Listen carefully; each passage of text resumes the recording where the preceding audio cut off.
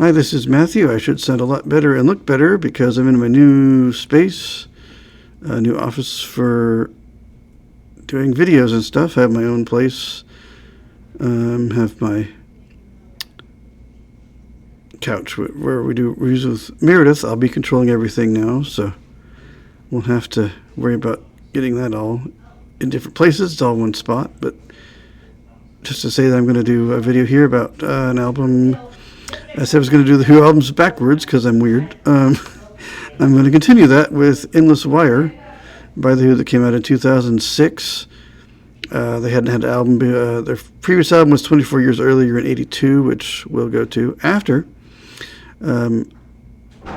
This one, and then I did a video on Who I both own and have heard. I've not heard some of the other ones, so that will be interesting. I think it very much sounds like a Who album from 1971, like around Who's Next. It's really kind of cool. If you didn't know what you were listening to, it really sounds like the guitar especially is very, very 70s. I assume it's all new amps and stuff, but it certainly sounds like an old guitar. It does include a little mini opera in it that Townsend wrote. Which is indicated on the track listing, thankfully. I didn't know it was here. I was reading about it and didn't know. I had no idea. Right after John Entwistle had died in 2003, unfortunately. I remember hearing about that. Actually, on the BBC World Service. I was listening to our local NPR's broadcast of it later at night. I was... was I sick? I don't know that I was, but I think it was there. It wasn't on shortwave. It was definitely. I think it was our domestic signal. I think it was in 03 or 304, somewhere in there. And I guess in 05 they had stopped working on it a little bit, but it did come out in 06. I guess the UK got it the day before we did. I think it was in October. I remember getting it. Pretty sure I got it at Best Buy. I just moved into the apartment with my brother. Pretty soon before that. I think it was around that time that I bought that album at Best Buy on Tuesdays, and the music's out on Fridays. It was on Tuesdays then. Yeah, I'm just gonna go through the tracks here. The people who were on it aren't too many, and just gonna go from there real quick. Talk about it. Yeah. There was a regular version, there were some bonus tracks, and I'm pretty sure I had the version from Best Buy where you had a live CD with it. I remember it being 2 discs. 17 tracks, though, of regular. We start out with... Everything's written by Pete Townsend unless we're noted, which is only like 1 or 2. We have... Our first one is called Fragments. Kind of has a Bubba O'Reilly sounding thing going on. Kind of neat. All right, Pete Townsend and Lawrence Ball wrote this one. I don't know who Lawrence Ball is. And then A Man in a Purple Dress. And then we have Mike Post theme. That one's kind of neat. I kind of like that one a little bit. In the Ether. Black Widow's Eyes follows that one. 2,000 Years, I kind of like that one. There's some neat strings and stuff in that one. That's a cool track. And then we have God Speaks of Marty Robbins. I'm not sure they're talking about the country singer or not. I'm not sure exactly who that refers to. And then we have It's Not Enough. That one's kind of neat too, if I remember right. That was Pete Townsend and Rachel Fuller, who I think he did some stuff with. I don't know who she is. There's some stuff talking about her in the, things about the album and its conception and stuff in the Wikipedia article. I'm pulling this all from that article. And then we have You Stand By Me, and then comes this little mini opera thing. And it was called Wire and Glass, a mini opera, which I did not even know that was separate. It starts with track 10 with Sound Round. Just a neat. Yeah, Pick Up the Piece is next. Unholy Trinity. There's some neat stuff in these. Trilby's Piano is the next one. Trilby has a hat too. That's interesting. But I assume it's a person's last name. I forget now.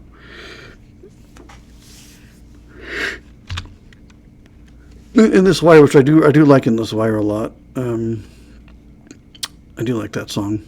It's the title track of the album too, but it wasn't put out as a single. I'll have to go back and get the singles in a second. Those are not listed in the same spot as the albums are.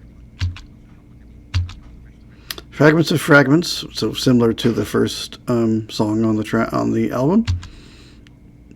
Also with that Ball guy, Lawrence Ball, I think his name was, is also on that, which makes sense. So those kind of go together, sort of. I think a little bit. We Got a Hit. That one is pretty good. And then They Made My Dream Come True. Yeah, both Townsend and Daughtry sing on this at different places, like normal. I think most albums they do that, so they kind of trade off. Mostly Townsend, there's some Roger Daughtry as well. Oh, it's Mirador is the last track. It's 18 tracks actually.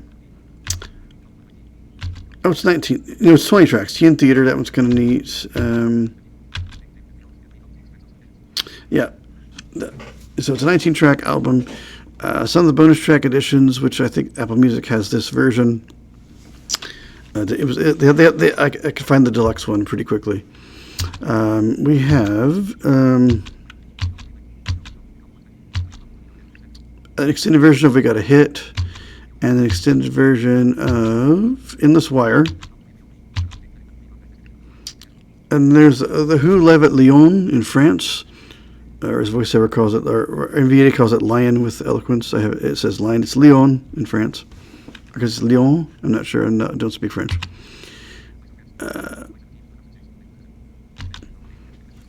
Yeah, Europe and Asia, it was a bonus disc, and Best Buy had as an exclusive. It was an extra there, but Best Buy had as an exclusive. I don't remember if it's in the same case or if it was a separate in a sleeve. I cannot remember. I want to say it's in the case, but I don't remember. My copy is buried in a CD case somewhere at my house, so I don't remember exactly how that was packaged. But it has a few tracks on it. We have, as soon as I get down there, The Seeker, which is off an earlier album, of course. Who Are You? A 6-minute version of that one. Mike Post's theme from the album is performed.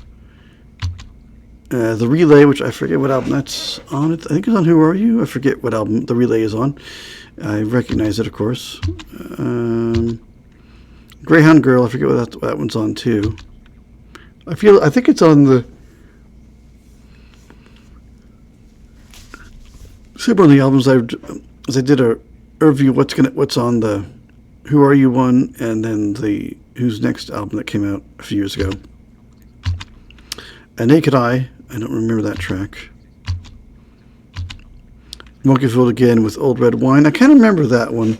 Yeah, I know I've played all these before. It's just been a long time now. Almost 20 years since I've played it properly. I just checked it on Apple Music to make sure I remember what some of the songs were like. So that is that. And there's a DVD version of the same concert, and that goes this way. I don't know where this one was, if it was a separate thing. I certainly don't have it. It didn't come with mine that I bought. Didn't even know about it. I might have tried to grab it if I'd known. I might have grabbed it potentially. Because there are different tracks on. There are more tracks on this, but I don't know. Kind of sad I didn't know about it because I would have probably liked to have gotten it had I known about it. I can't explain, which was one of the early singles. Behind Blue Eyes, Mike Post's theme. Baba O'Reilly, that would have been nice to have had. Monkey Fooled Again is there with, I think, Over Red Wine. It's the same length. So you only gained 2 extra. Well, that's interesting. So yeah, they're both different. They both have different track orders. So that's kind of weird. I hated that back then because that was always the trade-off. If you got one, you got... Coldplay was the same way when they had that live album in Sydney. And other things like you get some on one and some on another, and you'd get some duplicated, but you never got everything. And it was so frustrating because, like, which one do I want? What has the most songs? It was always a bouncing, like you never could figure out what you wanted. Our personnel, of course, The Who consisted of in this album Orchard Director on lead vocals on 1, 3, 5, 6, 8, 10, 12, 16, 18, and 19. And Pete Townsend is on guitars, lead vocals on 4, 7, 9, 13, 15, 17. Backing vocals, the bass guitar, and drums also. I'm not sure if that's just on 16. I have trouble reading that. Piano, keyboards, violin, banjo, mandolin, drum machine. He did all of. He was busy doing. He is a multi-instrumentalist, so he did all of that stuff. Making lots of work for himself in overdubs and additional recording, but hey, it sounds good, so you think it was like more people than it is. Some additional people on the album, though. We do have Peter Huntington on drums on 8, 10, 11, 14, 16, and 18. Zach Starkey's on drums on track 5. He wasn't available for, I think, he was on another tour. I forget who he was playing with. But he's on drums on one track, at least. He's not on anything else. He wasn't in the band at this point, but he was doing, I forget, it said where, I don't remember what tour he was on, and that's kind of why they had delayed it a little bit originally, but yeah, he is on here, so Ringo's Son is on at least one track. Peter Palladino is on bass guitar on 10, 11, 14, 16, and 18, it says. Stuart Ross, bass guitar on 8. I think he's also on, some of these guys were on Who as well, I think. Funny enough, I know a blind guy named Stuart Ross. It's not him. He is British. He's into radios and stuff, but I don't think it was Stuart Ross playing guitar, but just funny how it's a similar name to someone who I actually know in the UK. Very funny. John Bundrick was a Hammond organ on 10, 11, and 18. I don't remember there being a Hammond, but that's kind of cool. Simon Townsend is on backing vocals on 10, 11, 14. So yeah, he was again on this one as the later album. It's a pretty good similar lineup to that. So I think that's been the lineup for a good long time, I think. With some just other people kind of helping out with extra stuff and getting their expertise on things they're good at playing at and can come in and add some bits to the song. Billy Nichols is also on backing vocals 10, 11, and 14. I don't recall his name anywhere. Lawrence Ball was electronic music on 1 to 15 with the little keyboardy thing in those songs. So that's his work. It's pretty cool sounding actually. It's good. I didn't know who that was playing there. That's who that guy is. Rachel Fuller is keyboards on track 8, and she was an orchestration supervisor on 13.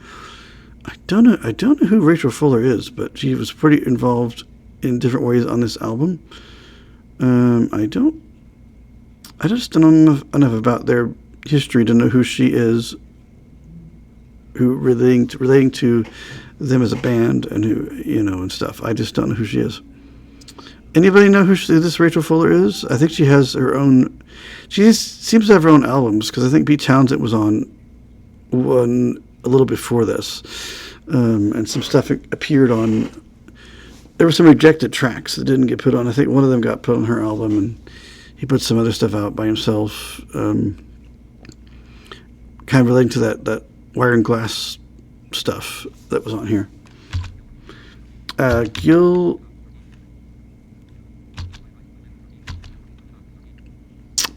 Billy Gilmore. What is this thing that is?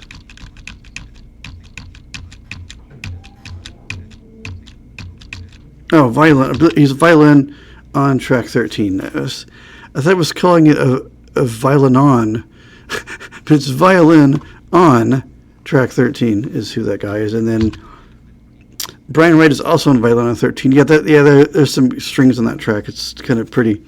There's some neat strings and they're kind of rhythmic-y, percussion-ish. Ellen Blair's on viola on 13 as well. Vicky Matthews cello on 13. Jolene, I think probably Jolene Dixon, acoustic guitar on track 8. And that is that. The cover, though, if anybody's curious, is Richard Evan on track design. Oh, designing, art, directing, using elements with a visual harmony, whatever that means. Oh, software designed by Dave Snowden and Lawrence Ball. So he made some software. I'm assuming it's a bit to make that music he made or something. Maybe something with the cover, some of the design elements. I'm not quite sure. I like this album a lot. It really does sound like an early Who album in a lot of places. Other places it doesn't, but it's kind of a nice. It just feels like something that could have been written quite a while back, but also could have been written at the time. Just some really nice guitar, as always. That they always have that distinctive guitar sound that I quite like. Yeah, it's a good album. Go check it out on Apple Music and other places that have albums. I don't know. You could probably find a copy used on eBay or something. Maybe like that DVD that they mentioned from the Live in the On. It's kind of cool. Really nice album. I listened to it several times at the time. The Who, I've heard a few, but this was really good. I really enjoyed this one. Plus, it was a new Who album, and that was cool because there hadn't been one in most of my life. 82 would have been the last one. I was pretty young and didn't know who they were at the time. That was released, and there was an album the year before that also. But yeah, that's another review for those and beyond. Yeah. That was their, I think only their 11th. They've only had 12 studio albums, which is shocking. Because you just think of the Rolling Stones having all kinds of albums, and I just thought, oh, they must have had a bunch as well, but I guess not. But I think they've had a lot more tensions in the band and just different directions, and I don't know all of what's gone on with these guys, but they're still at it. I don't know if they've retired from touring and stuff yet. Others have, I think, done so a few times and come back, but others have not. But yeah, I don't know. I like this album. Really, really, really do. It's nice. Just a good, solid album. Go check it out. It streams everywhere. Anywhere that if anyone has the Who, go look up. Make sure they have the band, and it's probably listed there. Or just look up the album name with the band or without the band next to it. I found it both ways. But yeah, anywhere that they have rights to the Who, they should have this. It'll be 20 years next year. I cannot believe it's been that long ago. My life goes very quickly. I think that'll do for now in my new space. I hope this works okay. Should look all right. Sounds a lot better. I did a test. I hope I'm looking at the camera somewhere. I hope. May have to refine that a bit just because I can't see where it is exactly. I know where my monitor is, and they're around that. So I hope I'm kind of in frame. We'll find out as we go. But it should look a lot better and should sound better, and yeah, it should be good. I think that'll do for now. I will see you guys in another video.